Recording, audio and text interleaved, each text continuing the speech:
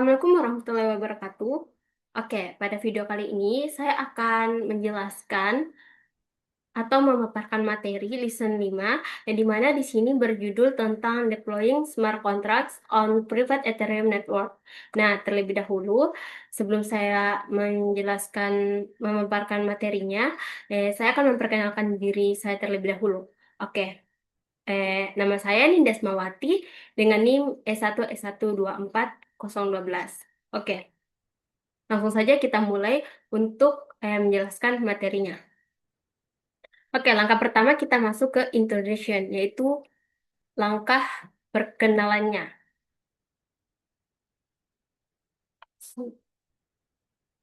Kita percepat saja bagian akhirnya. Nah,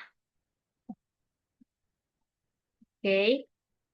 Di sini itu ada beberapa tujuan dari penjelasan materi lesson 5 ini. Nah, yang dimana di sini dia menyiapkan Ethereum blockchain pribadi.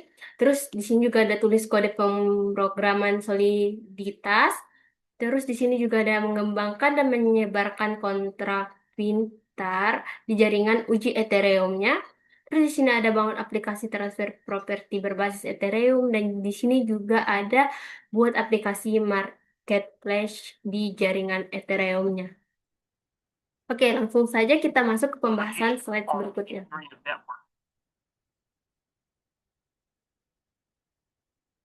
Private Ethereum Network. Nah, di sini kita masuk pada Private Ethereum Network.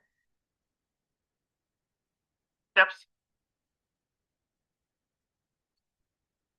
Nah, oke, pada gambar ini saya jelaskan sedikit saja terlebih dahulu. Nah, di sini di sini terdapat 3 gambar, di mana yaitu adalah komponen-komponen dari em, eh, jaringan blockchain ini. Nah, yang di mana di sini terdapat 3 gambar, yaitu ada node atau server, terus ada juga sistem operasi atau toolsnya, dan juga di sini ada blok jaringan yang dimana di dalam komputer ini. Nah, di sini saya jelaskan sedikit yang dimana pada node atau server ini, yang dimana itu dia mengatur komputer yang akan bertindak sebagai validator atau penyimpanan datanya. Nah, terus pada sebelah kanannya lagi, yang dimana di sini terdapat gambar sistem operasinya atau tools, yang dimana dia itu menyiapkan lingkungan perangkat lunak seperti Linux atau Windows dan juga perangkat pengembangan lainnya. Nah, terus di sini terdapat gambar bentuk blok. Nah, yang di mana di sini dia itu ia yang menginisiasikan blok pertamanya itu, di mana dia itu menentukan mekanisme konsensus dan menjalankan jaringan blockchain-nya. Oke, next kita ke eh, selanjutnya. Nah, oke, di sini juga terdapat 2 gambar yang dimana teman-teman dapat melihat 2 opsi gambar ini. Di sini ada AWS dan Azure. Azure. Nah, oke, yang dimana pada AWS ini dia itu eh, layanan cloud dari Amazon yang menyediakan tools khusus untuk membangun dan mengelola jaringan blockchain-nya. Nah, sedangkan pada Azure, dia itu layanan cloud dari Microsoft yang juga menyediakan platform siap pakai untuk mendeploy jaringan blockchain privat dengan mudah. Oke,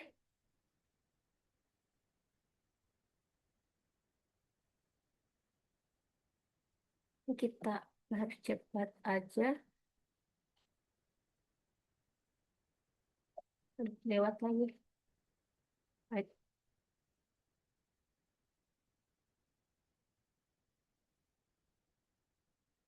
Nah,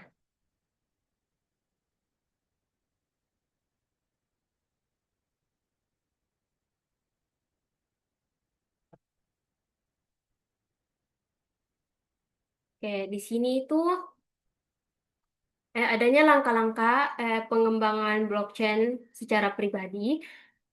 Di sini terdapat beberapa kotak-kotak dan sini ada penjelasannya yang dimana di sini terdapat install Go Ethereum dan Puppets-nya, ada configure a new Genesis block juga, ada menginstal the private node-nya, ada juga lanjut dengan meng-create new actions-nya, lanjut juga dia akan meng-create an autonomous private blockchain-nya, terus dia lanjut ke perform transaction internally-nya, terus termining ethers-nya. Oke, next. Kita ke penjelasan berikutnya. Oke,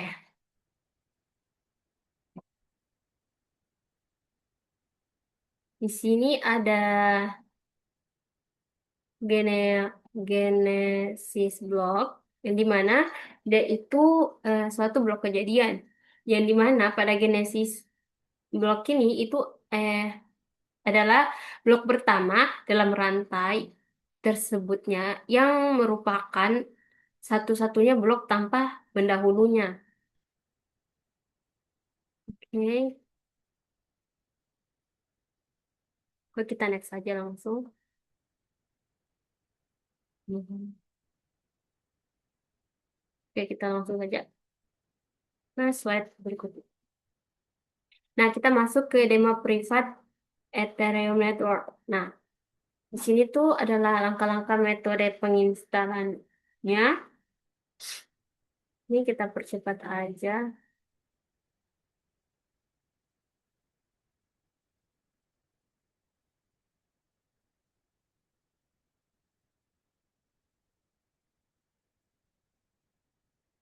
Nah,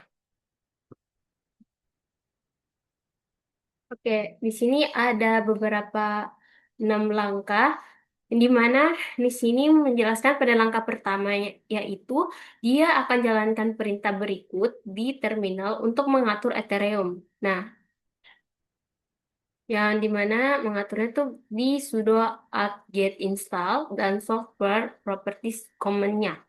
Nah, lanjut di sini ada pada langkah kedua, dia itu yang menjalankan perintah untuk berikutnya yang untuk mengunduh repositorinya Ethereum yang stabil terbaru ke daftar sumber utama.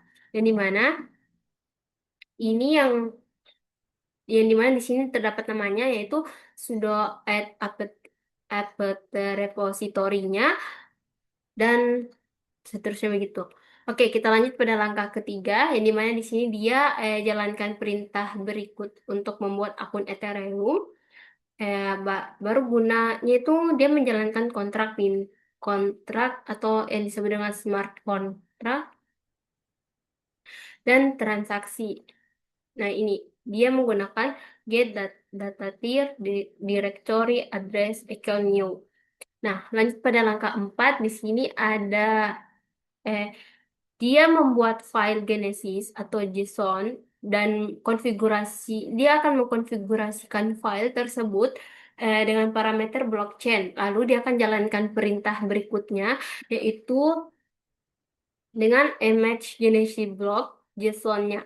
Nah, oke, lanjut pada langkah kelima sini dia juga menjelaskan jalankan perintah berikutnya yaitu dengan untuk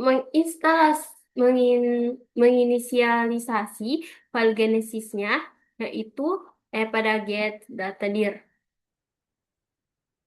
Nah, lanjut pada langkah 6, di sini dia juga menjalankan perintah berikut untuk memulai proses pengembangannya, yaitu dengan menggunakan get data dir, atau yang dimana di sini ada dia directory address main. Oke, next ke tahap selanjutnya. Kita masuk ke Ethereum Smart Contract. Nah,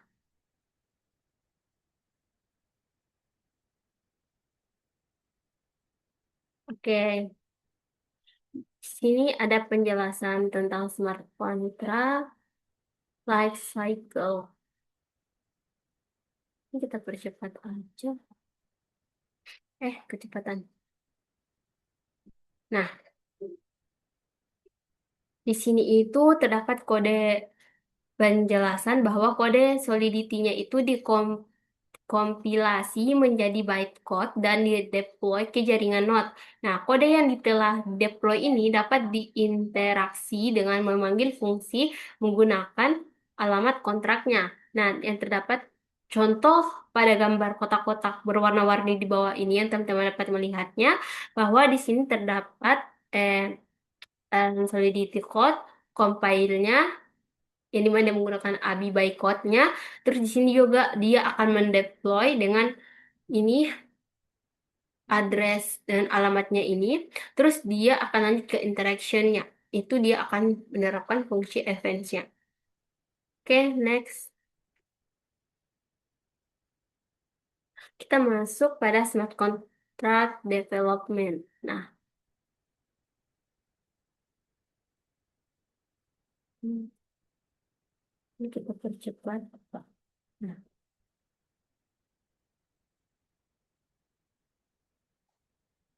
nah, di sini itu pada kotak-kotaknya dia tuh eh, ada create solidity smart contract, yaitu dia yang akan melewati file solnya.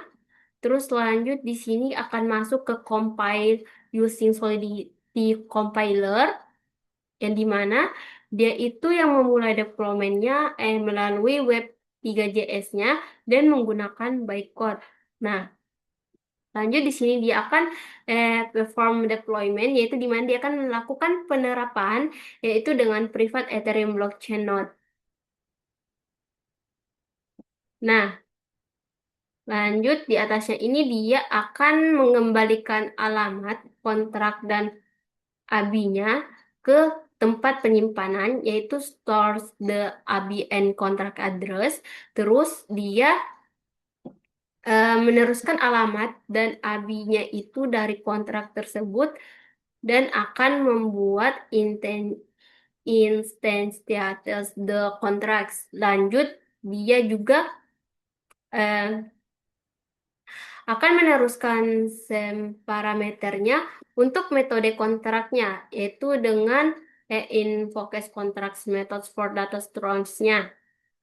Lanjut, di sini juga terus setelah itu dia akan mendatangani dan memberikan Ether untuk melakukan operasi. Nah, oke, next.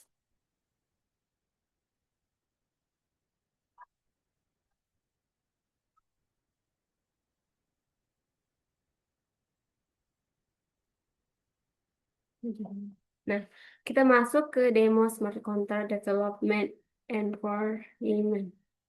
Nah, di sini tuh ada video penjelasan tentang cara-cara dalam blockchain development trainingnya ya. Oke, kita nextkan aja. Nah, kita langsung saja ke tahap penjelasan pembahasannya.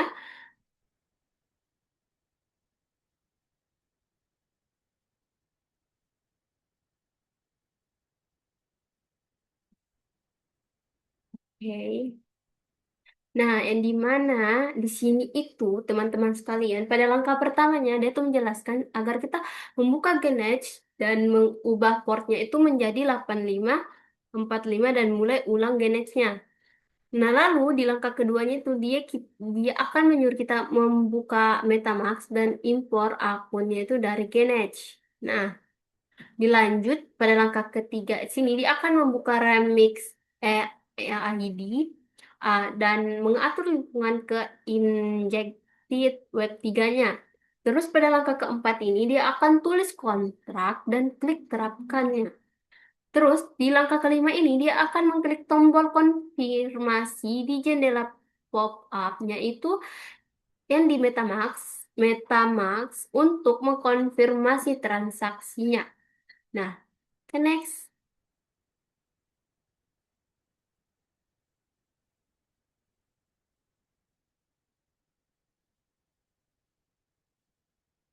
Ringan.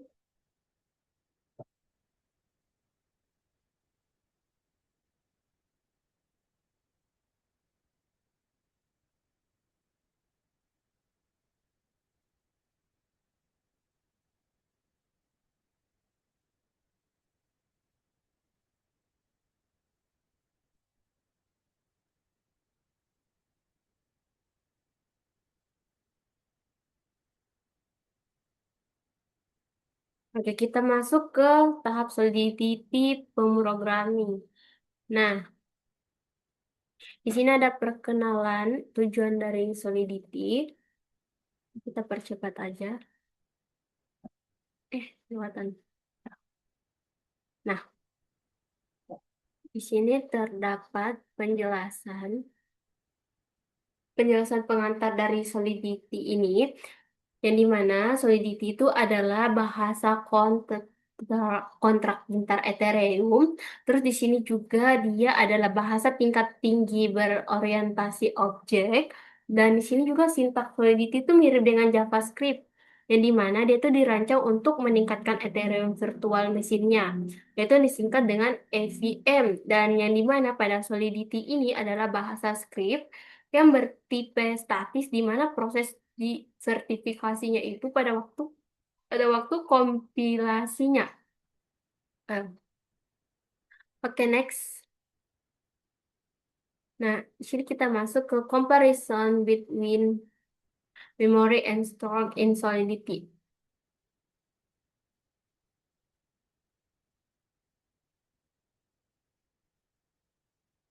Lewat-lewat.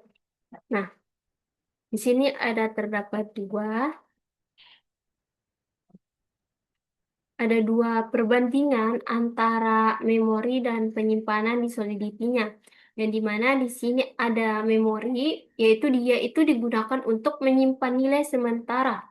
Sedangkan dan juga data tersebut itu dihapus di antara panggilan fungsi eksternal dan lebih murah untuk digunakan. Sedangkan pada penyimpanannya di sini itu structs.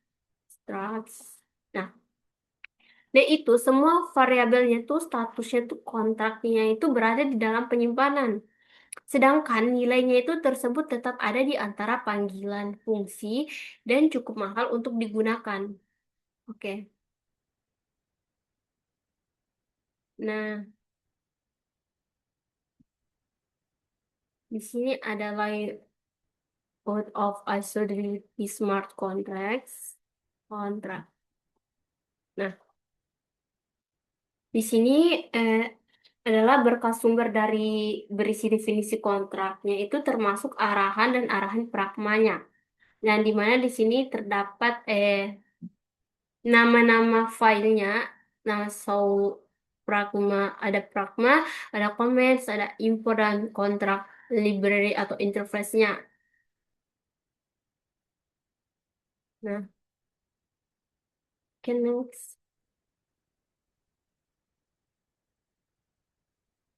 Yang dimana pada Pragma Solidity yang versi 0.4.19 ini, dia itu eh, version Pragma yang menyatakan versinya itu compiler yang akan digunakan untuk menghindari perubahan yang merusak yang diperkenalkan pada versi yang mendatang, yaitu seperti di sini terdapat kontrak Hello World.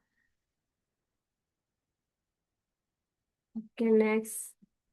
Kita masuk ke general value type. Type. Oke. Di sini ada tipe nilai umum yang selalu dilewatkan berdasarkan nilai, yang dimana pada solidity-nya itu memiliki variabel yang merujuk ke lokasi penyimpanan yang dapat berisi nilainya. Nah, teman-teman dapat melihatnya di sini terdapat tipe nilainya di sini. Nah, oke. Langsung saja kita ke tahap selanjutnya.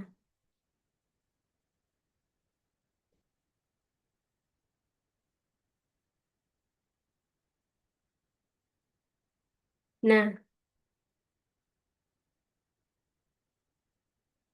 kemana ini? Nah, kita masuk ke bagian array. Array. Nah, di sini itu ada penjelasan. Array itu adalah sekumpulan nilai dengan tipe data yang sama. Yang dimana ini itu adalah sebuah struktur data yang bergantung pada tipe data lainnya.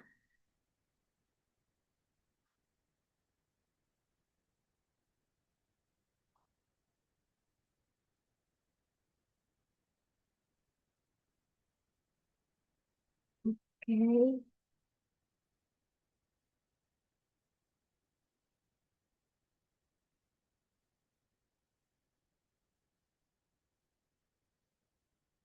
Jadi teman-teman dapat melihatnya juga bahwa dia menggunakan pragma solidity 04.04.0 yang dimana sini ada kontras C, dimana di sini adalah bahasa Python pemrograman array bahasanya teman-teman dapat melihatnya. Lanjut. Nah, dan codingan itu, nah beginilah hasil dari jawaban kode yang dikeluarkan. The next.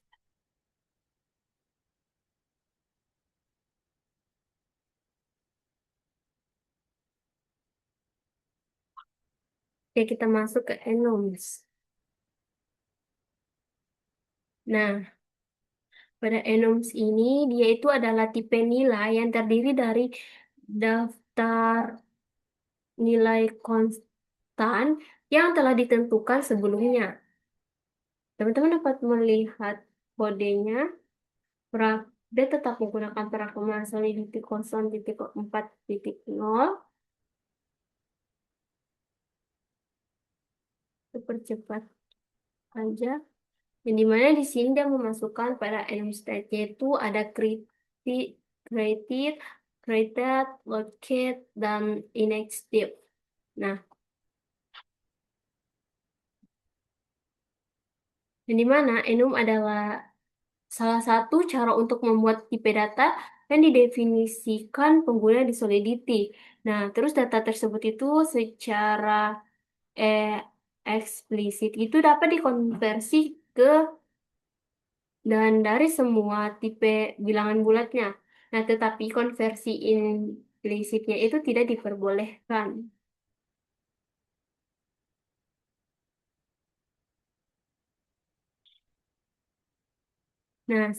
Nah, di sini tuh ada hasil output dari kodenya tadi. Nah, oke, next kita ke slide berikutnya.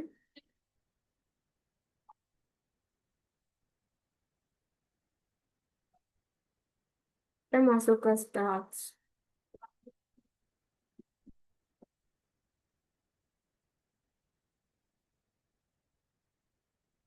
Nah, struct ini adalah tipe data yang didefinisikan secara khusus yang dapat mengelompokkan beberapa variabelnya. Nah, di sini terdapat eh, codingannya.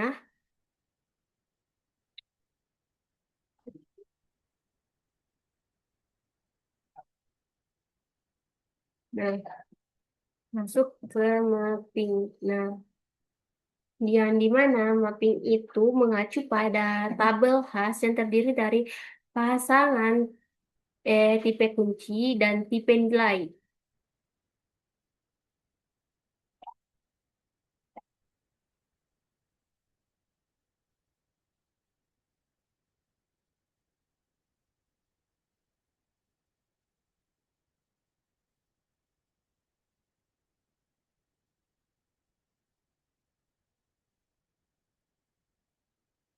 Yang di mana pada mapping ini itu dideklarasikan sebagai mapping yang di mana dapat teman-teman lihat kodenya.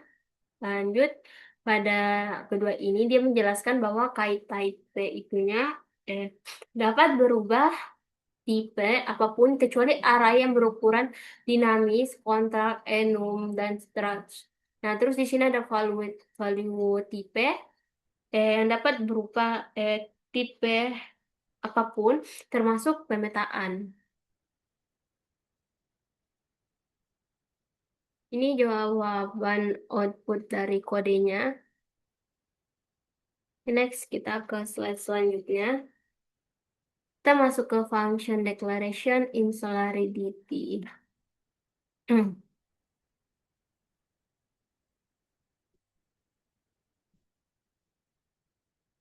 Oke.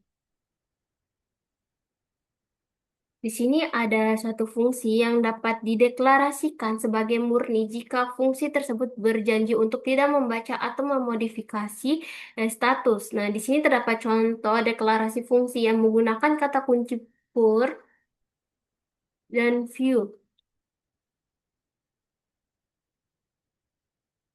Oke, next. Ini gimana? Nah, kita masuk ke bagian function calls dan return typenya. Di mana di sini dia memperlihatkan kode, di mana pada kode ini adalah kontrak panggilan fungsi, yang di mana panggilan konstruktornya itu juga merupakan panggilan fungsi dan didefinisikan sebagai fungsi function call. Nah, terus di sini masuk ke fallback function, yaitu fungsi cadangannya itu adalah yang tanpa nama, yang dimana fungsi itu em, dipicu ketika tanda tangan fungsi tidak tidak cocok dengan fungsi apapun yang tersedia dalam kontrak solidity-nya. Begini bentuk codingannya. Oke, kita masuk ke function modifiers. Modifiers. Yang dimana dia itu memungkinkan kita untuk mengontrol perilaku kontrak pintarnya. Begini bentuk kodenya, ada function say hello, ada function multiply, ada function increment. Nah, beginilah output kodenya. Oke, sabar saya mencas laptop saya dulu. Oke,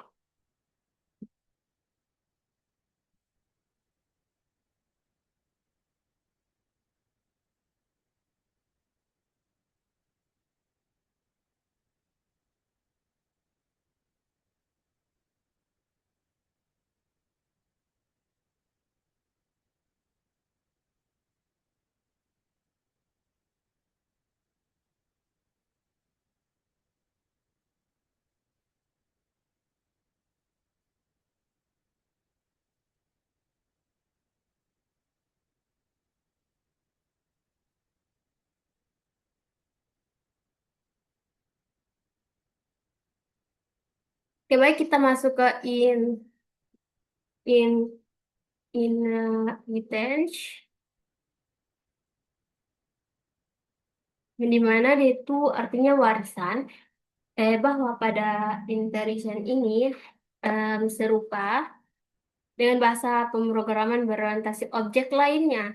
Terus dia juga kontrak baru yang mewarisi fungsionalitasnya dari kelas dasar.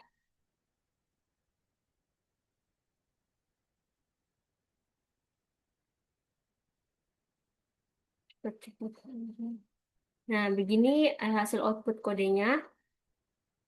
Nah, kita masuk ke abstrak kontraknya.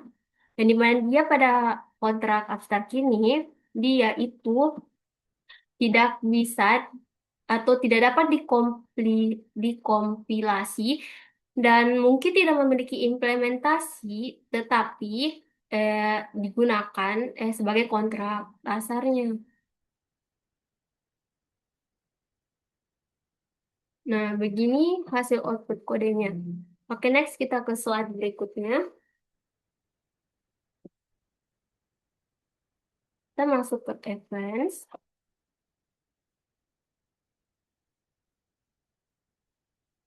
Nah, di sini terdapat penjelasan advance bahwa di sini peristiwa yang mengacu pada perubahan tertentu dalam kontrak yang memicu kejadian dan saling memberitahu memberitahu sebuah fungsi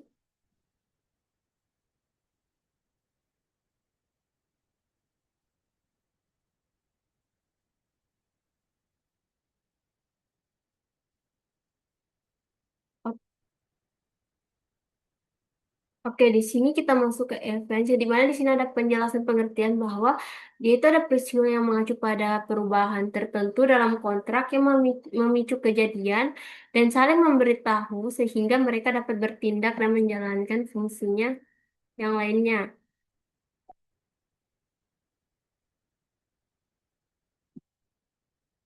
Terus di sini ada yang event yang membantu para pengembang dan programmer untuk menulis aplikasi asinkronnya.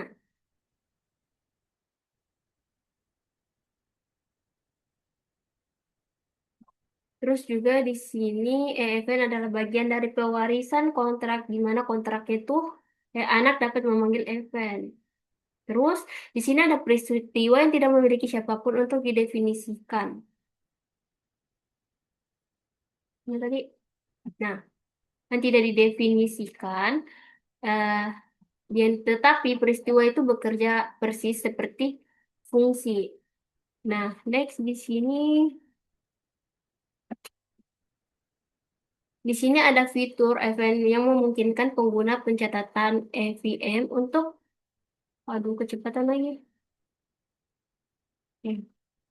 EVM untuk memanggil callback callback for n-nya di dalam antar muka eh depth untuk eh, agar pengguna dapat mendengarkan event tersebut.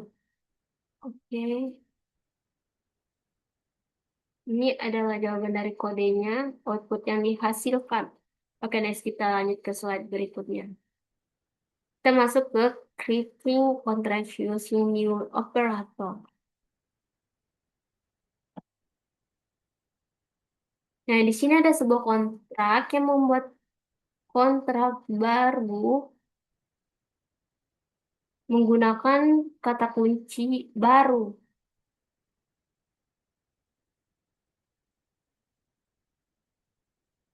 Nah, terus di sini juga menyediakan dua jenis satuan, ada satuan ether dan satuan waktu.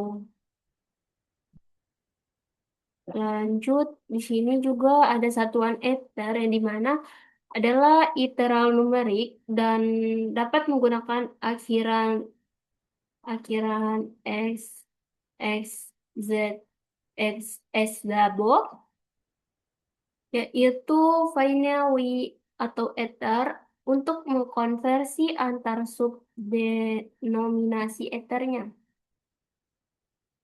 Oke.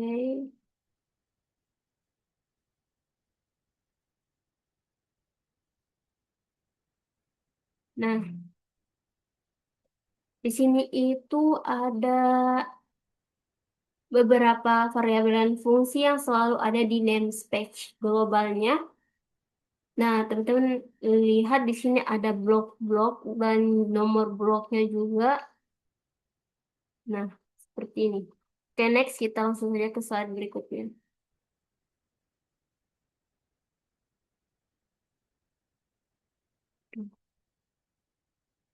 Kita masuk ke eh, ERC20 token.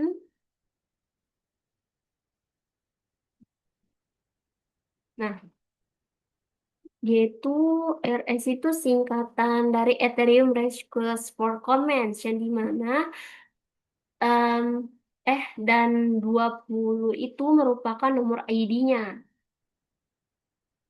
ID unik untuk membedakan an- standar ini dari token lainnya.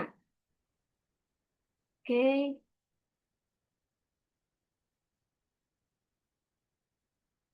next. Di sini juga terdapat token-token yang dapat dibagikan dan ditukar dengan token lain atau ditransfer ke dompet crypto wallet.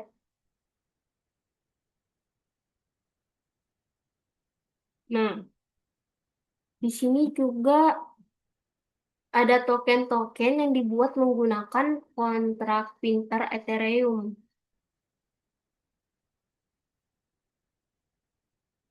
Oke, Di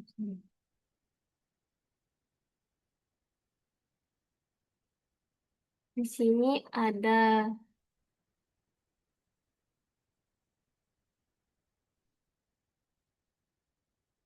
these tokens are used for transaction, yang dimana dia itu token-token yang digunakan untuk transaksi token dan mencatat saldo token dalam akun.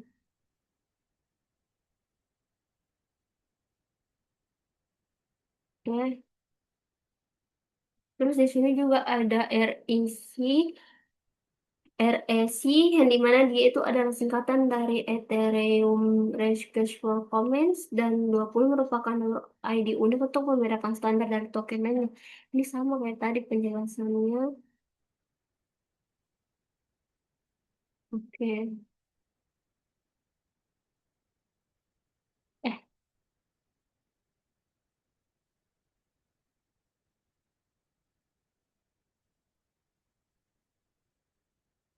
nah di sini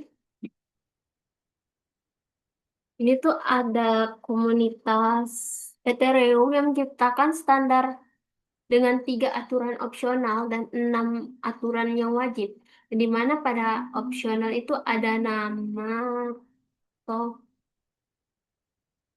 token names, simbol, dan desimal. Terus yang pada em, wajibnya itu di sini ada total supply, balance of, transfer, dan transfer from, atau dan approve. Oke. Hmm.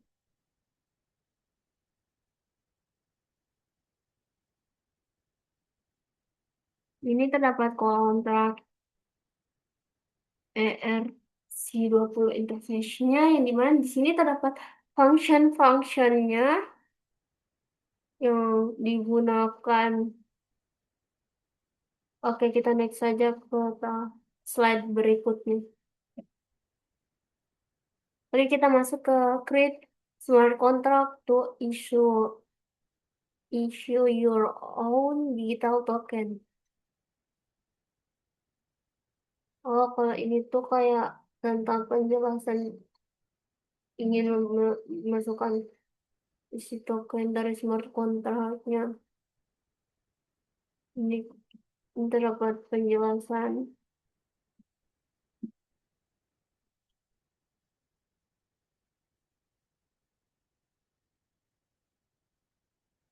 Tapi kita rangkai aja.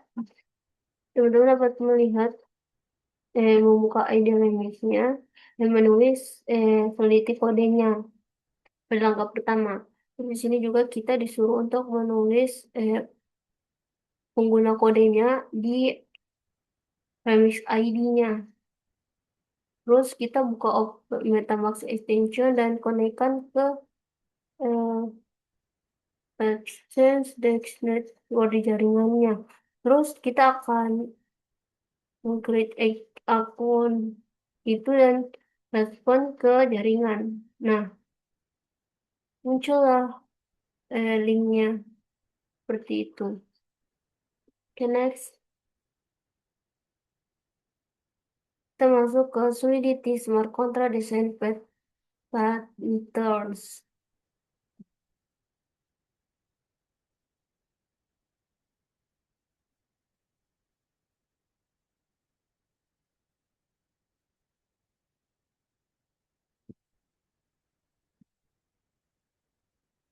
Oke, di sini tuh ada sedikit catatan yang dijelaskan bahwa sini ada obfuscation yang dimana semua variabel itu dapat dilihat secara publik di blockchain. Yang oleh karena itu, apapun yang bersifat pribadi perlu di obfuscation. Nah, terus di sini juga dia ada strong optimization section yaitu ada smart contract yang harus dikembangkan dengan hati-hati karena penulisan ke blockchain-nya itu mahal karena data disimpan selamanya. Terus masuk ke cron job yang dimana pada kontrak harus dipanggil secara manual untuk menangani penjadwalan berdasarkan waktu. Terus di sini ada cost of gas, yaitu hampir setiap instruksi dalam kontrak pintar membutuhkan gas, dan di mana dia itu jadi selalu buat kontrak pin- eh membuat smart kontrak pintar yang hemat biaya.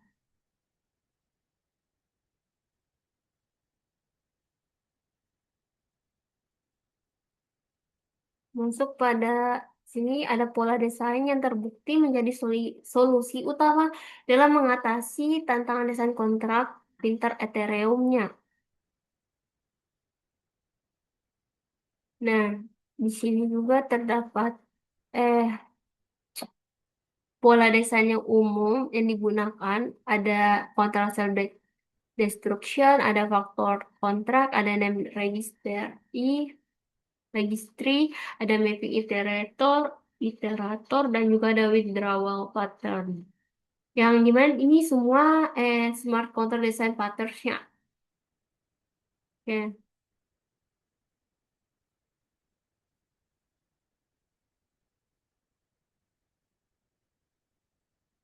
pada tahap ini dulu.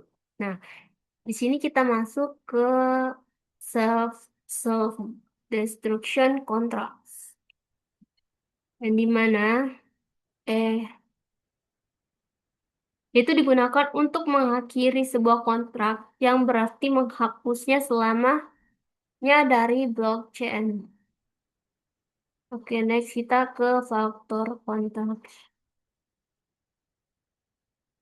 Nah, di sini penjelasannya bahwa dia ini digunakan untuk mengembangkan dan menyebarkan kontrak anak, yang dimana em, alamat kontrak ini disimpan di pabrik dan dapat diekstrak kapanpun diperlukan.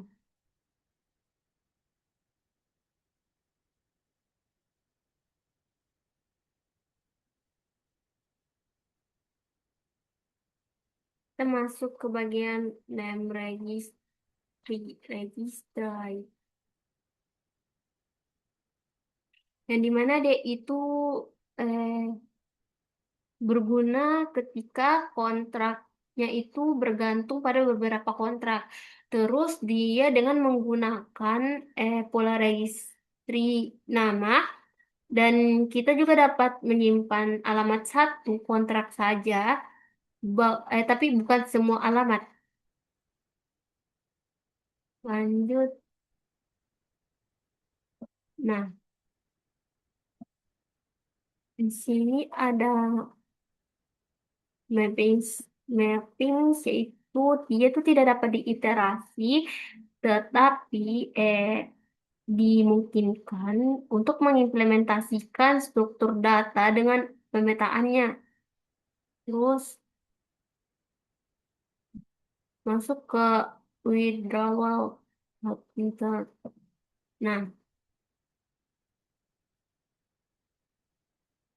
di sini itu ada tujuan dari pola penarikannya itu adalah untuk melacak saldo itu secara internal, dan memaksa setiap pengguna untuk menarik dana mereka segera. Oke, next kita ke slide selanjutnya. Kita masuk pada Solidity Smart Contract Develop Property Transfer System. Di mana di sini menjelaskan menggunakan smart contract dalam cara mentransfer lewat sistemnya. Sebentar dapat. Oke, kita next aja. Dan slide berikutnya.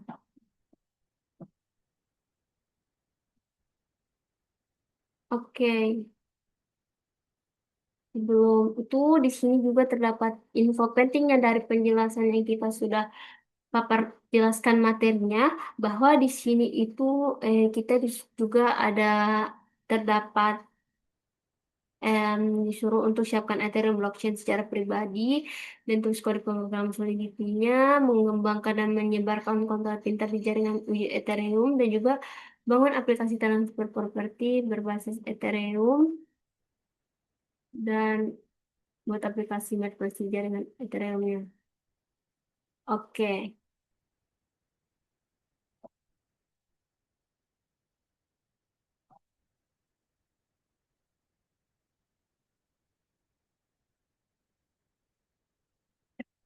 Oke, tapi eh, langsung saja eh, di sini juga saya disuruh untuk memperlihatkan instalasi Ethereum-nya.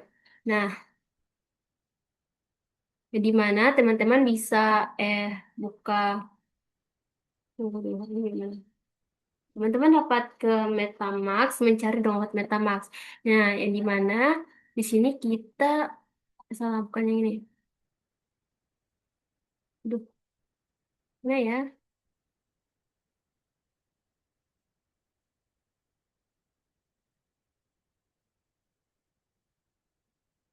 Oh,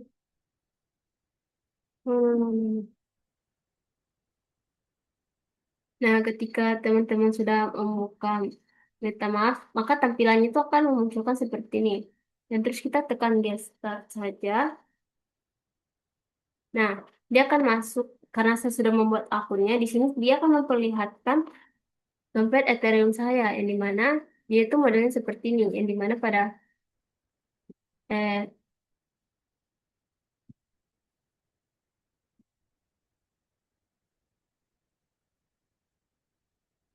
seperti ini,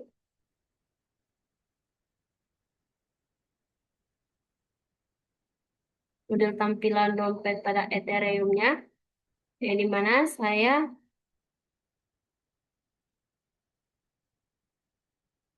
menggunakan MetaMask untuk melihat em, hasil Ethereum-nya, dan teman-teman juga dapat setelah itu teman-teman juga dapat masuk ke Gauge dan bisa mempaste kunci privat teman-teman sendiri, langkah-langkahnya mungkin seperti itu. Dan untuk selanjutnya pada instalasi Ubuntu-nya, nanti pada next video selanjutnya yang akan saya perlihatkan. Oke, baik teman-teman sekalian, di sini kita kasih nama terlebih dahulu, yaitu kita kasih nama Nindi Ubuntu.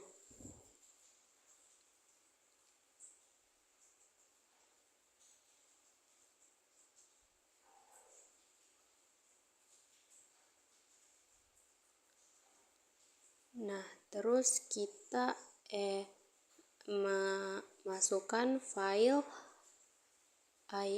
ISO-nya yang habis kita install.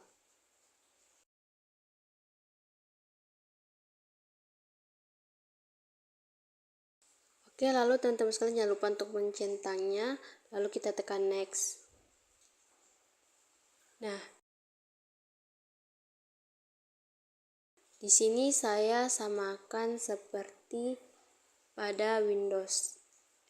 Yang pertamanya di sini saya juga memakai sekitar 40 MB, dengan saya memakai di sini satu CPU.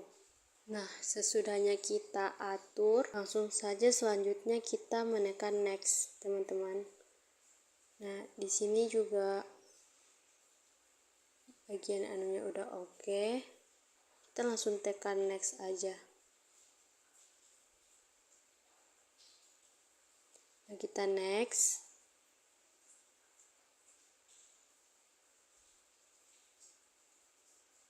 Nah, nanti tampilannya akan muncul seperti ini. Lalu di sini kita bakal pilih start. Teman-teman ketik start di sini. Nah,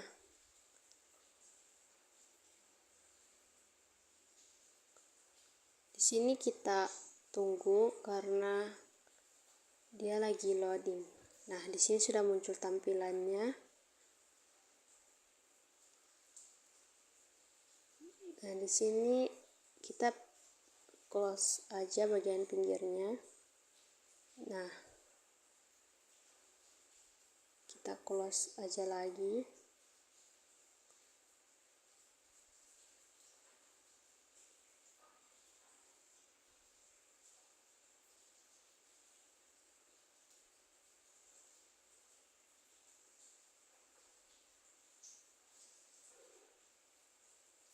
Oke, sambil itu kita tunggu loadingnya.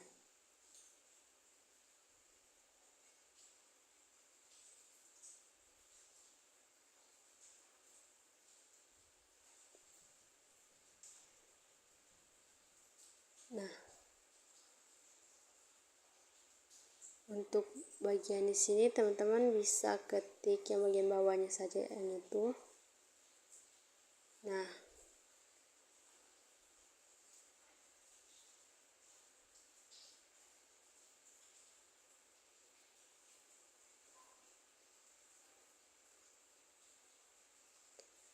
lalu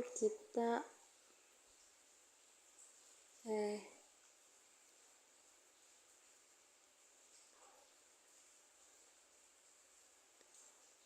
kita Englishkan saja, lalu kita tekan next aja. Seterusnya kita next aja terus teman-teman sekalian.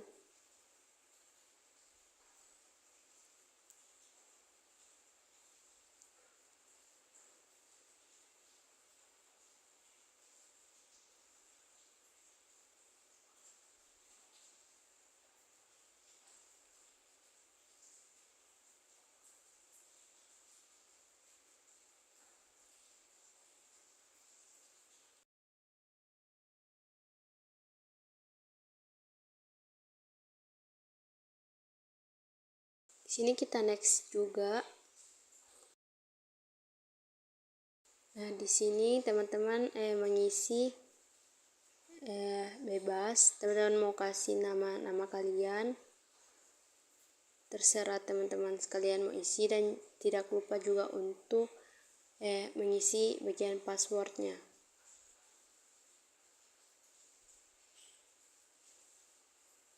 Oke, kalau sudah itu kita next aja.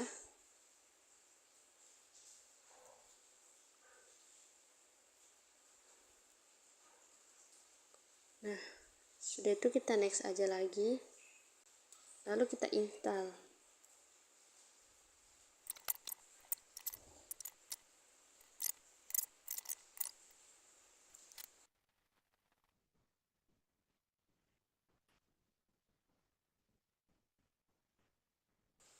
Oke,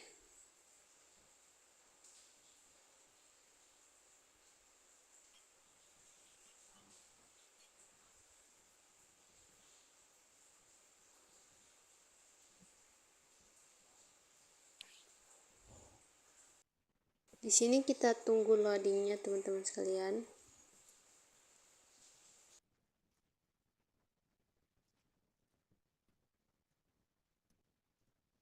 Linux ini tadi nama yang sudah kita buat, kita tekan saja.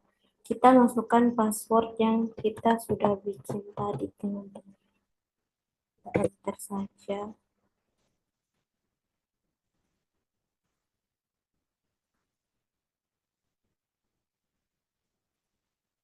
Nah, oke, baik teman-teman, beginilah. Nah, teman-teman bisa next aja, kita skip aja, next aja, finish. Nah, oke teman-teman, beginilah tampil. Itu saja. Mungkin itu saja yang dapat saya jelaskan atau paparkan materi ke teman-teman sekalian. Semoga bermanfaat bagi teman-teman sekalian. Mohon maaf apabila ada kurang dan lebihnya. Saya meminta maaf. Wassalamualaikum warahmatullahi wabarakatuh.